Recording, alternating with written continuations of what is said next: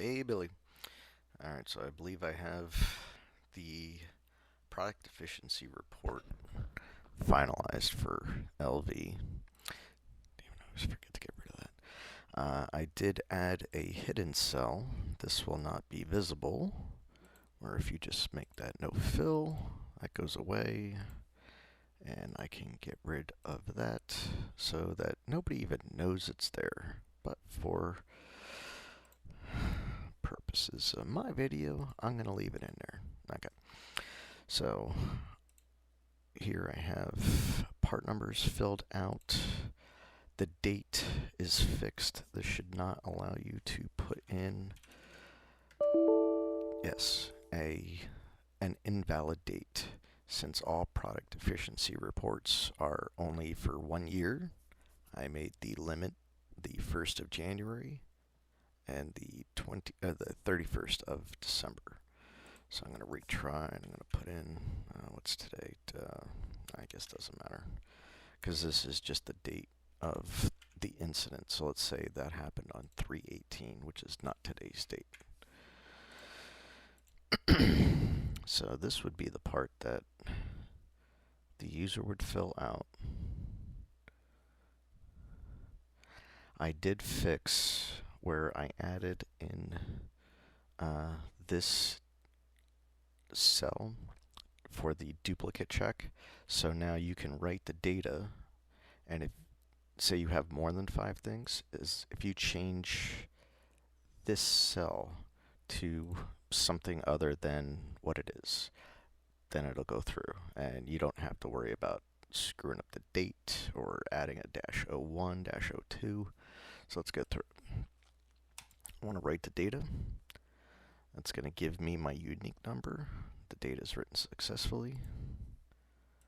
I'm going to go over here. It now writes on row 2 instead of row 4, so that's been fixed. All the data should be in there. These are all blank. At the very end, you got your total downtime, right? So if I go to try to write this again, it should squawk.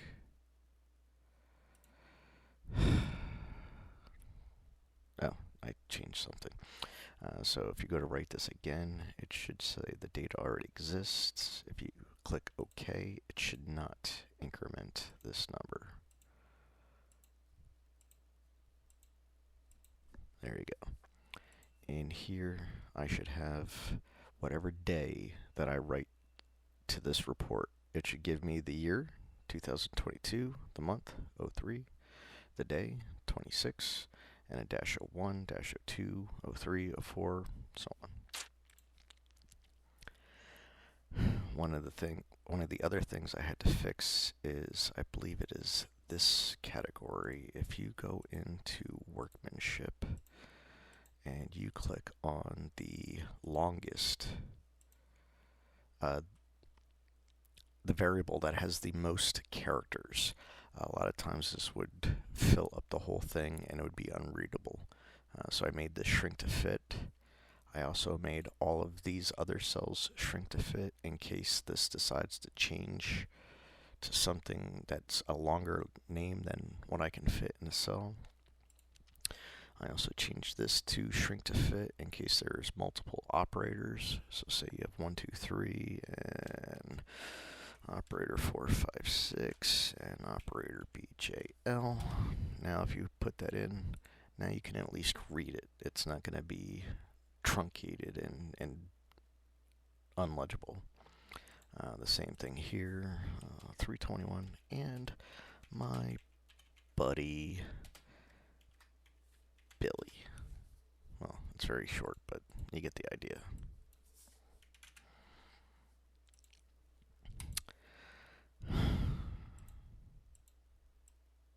Yes, so none of the names are long in here, but as you can see, this is already pre-formatted shrink to fit, so for some reason if this defect becomes a very long name, you can still read it.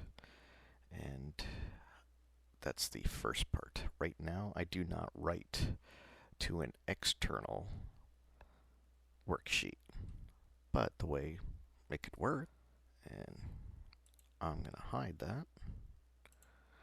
And you want the list available? Okay. Data was written successfully. Let's change this to an 05. I'm going to write the data. We're going to change this. Everything the same, but now it's a harness assembly, and it just happens to be, I don't know, something.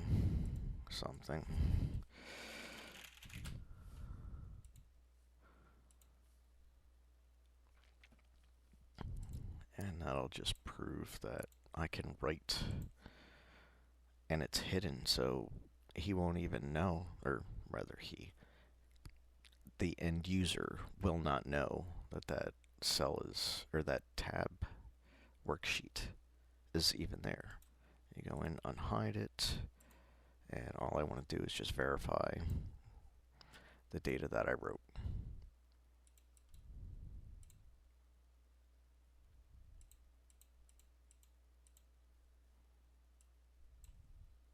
And there you go.